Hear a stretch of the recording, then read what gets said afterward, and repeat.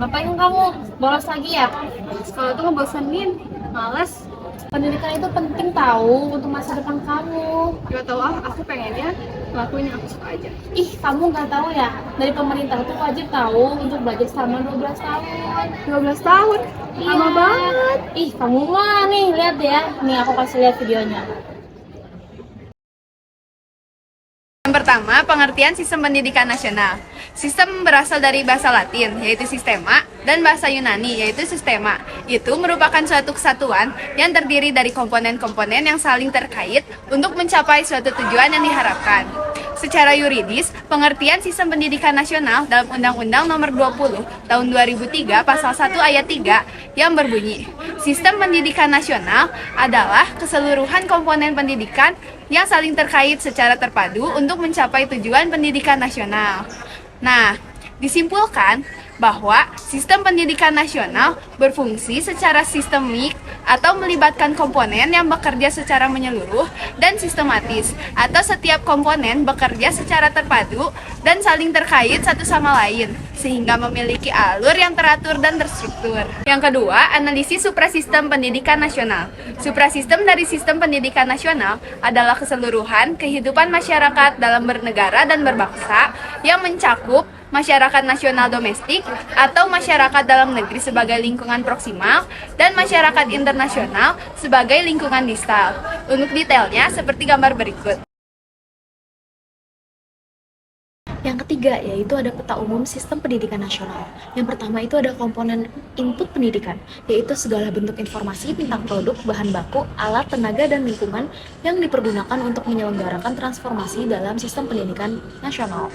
Ya, terbagi menjadi tiga, yaitu ada raw input, yaitu segala bentuk informasi yang berkaitan dengan kualitas dan kuantitas peserta didik, di mana dua hal ini akan berpengaruh pada profil manusia terdidik kelak, atau kita sebut juga dengan output. Lalu yang kedua itu ada instrumental input, yaitu segala bentuk alat, tenaga, ataupun bahan yang diperlukan dalam melaksanakan proses operasi SPN. Lalu ini dibagi lagi menjadi dua, yaitu ada perangkat lunak yang berperan sebagai acuan filosofis, yudiris, pelaksanaan SPNI, dan yang kedua itu ada perangkat keras yang berfungsi sebagai alat serta sumber daya yang berfungsi melancarkan operasional dan manajerial SPNI.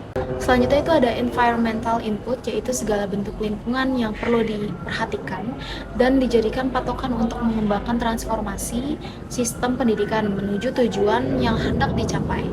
Environmental input mencangkup lingkungan keluarga dan lingkungan sekolah atau lembaga pendidikan. Yang kedua itu ada dalam pelaksanaannya. Jadi proses transformasi sistem pendidikan nasional itu menggunakan dua pendekatan.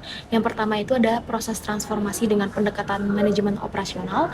Yang kedua itu ada proses transformasi dengan pendekatan edukatif atau pedagogis. Yang ketiga yaitu ada komponen output pendidikan, merupakan kualitas dan kuantitas manusia terdidik, hasil dari proses pendidikan ideal yang telah dilalui dengan melibatkan beragam komponen pendidikan yang telah dijelaskan sebelumnya. Tujuan pendidikan yang telah dirumuskan ini terlihat mempresentasikan manusia terdidik yang memiliki kecerdasan intelektual, sosial, dan spiritual secara merata. Tuh kan, aku bilang program 12 tahun itu adalah program pelaksanaan dari pendidikan nasional. Ini tuh ditujukan untuk menyiapkan kita sebagai generasi emas di tahun 2045. Oh gitu ya kak. Kasih Iya. ya kasih infonya, kasih tahu infonya. Makanya jangan masuk belajar lah, Kai. Oke. Hari gini masih malas belajar. Rugi dong.